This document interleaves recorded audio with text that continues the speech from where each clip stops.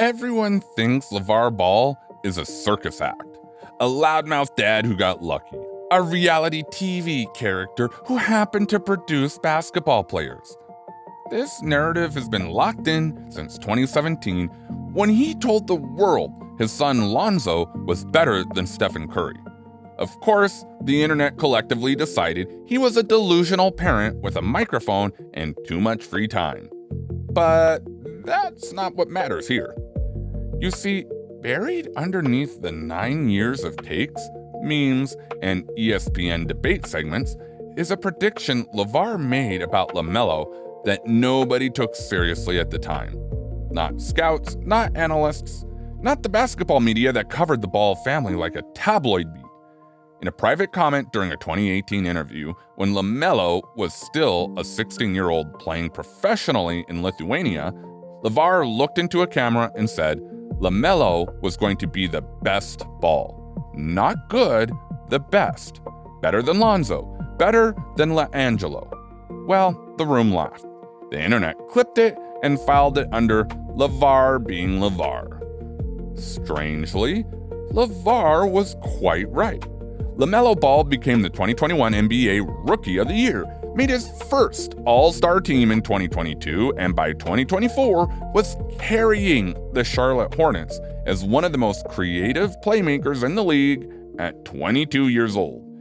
It changed everything about how the prediction reads now, and it's not the LaVar story anyone was prepared to tell.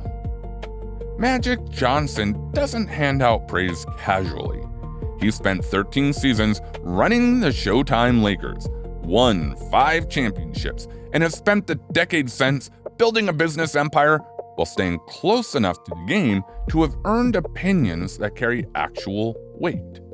So, when Magic watched LaMelo Ball drop 20 points and 11 assists in a 2023 game against the Lakers and posted publicly that LaMelo reminded him of himself at that age, that was not a throwaway comment.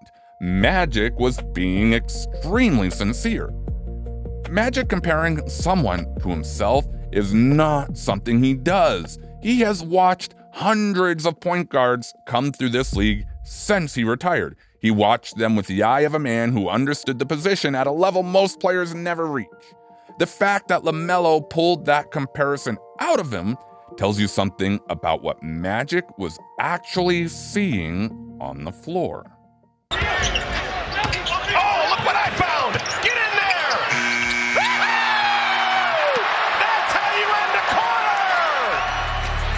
You take a bad 2-for-1 shot.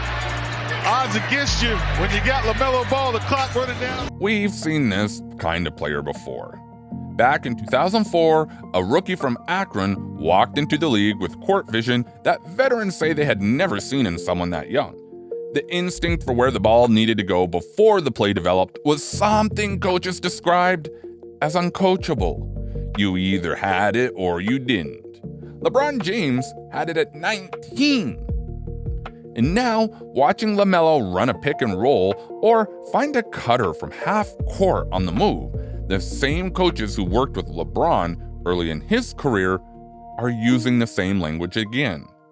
Not the same player, not the same ceiling necessarily, but the same category of basketball intelligence that only appears in this league once or twice a decade.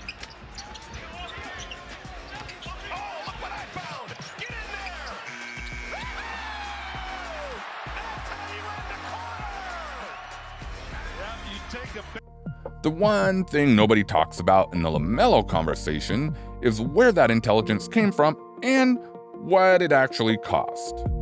LaVar pulled LaMelo out of high school at 16 and sent him to play professionally in Lithuania for Vytautas Prainai.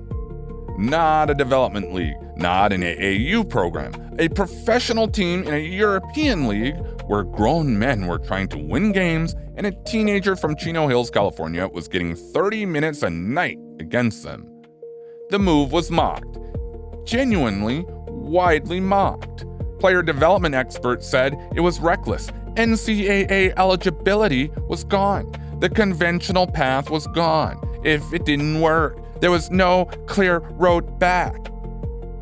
LaVar was criticized for using his son as a content vehicle, for prioritizing exposure over development, for making a parenting decision that looked more like a marketing strategy. But here's what actually happened in Lithuania that nobody was paying close enough attention to document in real time. LaMelo was learning to read defenses at the professional level before his 17th birthday. He was being guarded by players with years of professional experience who were not going easy on him because he was a kid. Every read he made, every pass he attempted, every play he ran was against a level of competition that his American peers wouldn't face until years later in the NBA. The failure rate was high, the adjustment period was real, and by the time he came out the other side of it, his basketball IQ had been stress tested in a way that simply does not happen in high school gymnasiums. Steve Clifford, who coached LaMelo in Charlotte, said in a 2022 press conference that LaMelo processes the game at a speed that is genuinely unusual. Clifford has 30 years of NBA coaching experience. He was not talking about athleticism. He was talking about the time between when a play develops and when LaMelo decides what to do with it. That gap, for most players, takes years of NBA experience to compress. For LaMelo, it was already compressed when he arrived. Lithuania did that. LaVar's decision did that. But wait, it gets bigger than one player's development. Or go the layup or the dunk, and then keep his dribble and take it out and get a three. I've never seen that before. I've seen guys turn layups down and kick. When LaMelo Ball started ascending in Charlotte, something else started happening around him that the box score doesn't fully capture. Young players on the Hornets roster started making better decisions.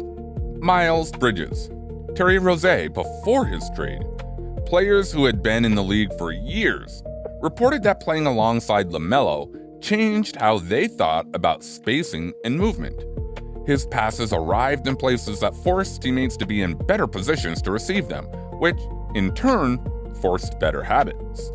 This is what elite playmakers do to the people around them. It's not about assists numbers, it's about the environment a creator like LaMelo builds on the floor that rewards intelligent movement and punishes laziness. His teammates got better because the standard of play LaMelo operated at raised what the system required of everyone else. The Hornets, despite being a young team without significant supporting talent in those early years, were routinely competitive in games they had no business being close in because LaMelo could manufacture offense from nothing and make the people around him functional in ways they hadn't been before he arrived. This is when everything shifted in how the franchise thought about its identity. LaMelo Ball wasn't just a young player with upside anymore. He was the organizational centerpiece around which Charlotte was genuinely building a future. A franchise that had been largely irrelevant since the early 2000s, that had never developed a homegrown star of this caliber, suddenly had a player that opposing coaches were designing game plans specifically to contain. When the Boston Celtics held a film session in 2023 focused substantially on LaMelo's tendencies in pick-and-roll coverage, a team with championship aspirations spending that kind of preparation time on a Hornets player, that is the league's acknowledgement of a threat. You don't dedicate film time to players who aren't problems. He wasn't just a Hornet anymore, he was a problem the rest of the league had to solve. And running through all of it, connecting every step from Chino Hills to Lithuania to the 2021 Rookie of the Year trophy to Magic Johnson's public comparison, is LaVar Ball. The man who was wrong about everything and loudly so, who oversold Lonzo, who made himself a punchline on purpose or accidentally, depending on who you ask, but who looked at his youngest son at 16 years old and told anyone who would listen exactly what was going to happen. Nobody believed him. That's the part that matters. The basketball media that covered the Ball family as entertainment rather than substance missed the signal inside the noise. The scouts who discounted LaMelo's overseas tape because of the context it came from missed what the tape actually showed. The analysts who factored LaVar's credibility as a predictor into their evaluations of LaMelo missed the fundamental rule of a player evaluation, which is that the player is the player regardless of who raised him and how loud that person is. LaVar Ball was right about LaMelo years before the evidence existed to support the claim. You can argue about his methods, his media presence, his other sons' career, and every other thing the discourse has spent years arguing about. But the prediction was accurate, the timeline was accurate, and the player it described is real and still getting better. The story the basketball world told about LaVar Ball was about noise. The story underneath it was about a father who knew exactly what his son was going to become. And there is no going back to the version of that story where he was just a loudmouth. Which Ball do you think ends up with the better NBA career? Drop it in the comments and make your case.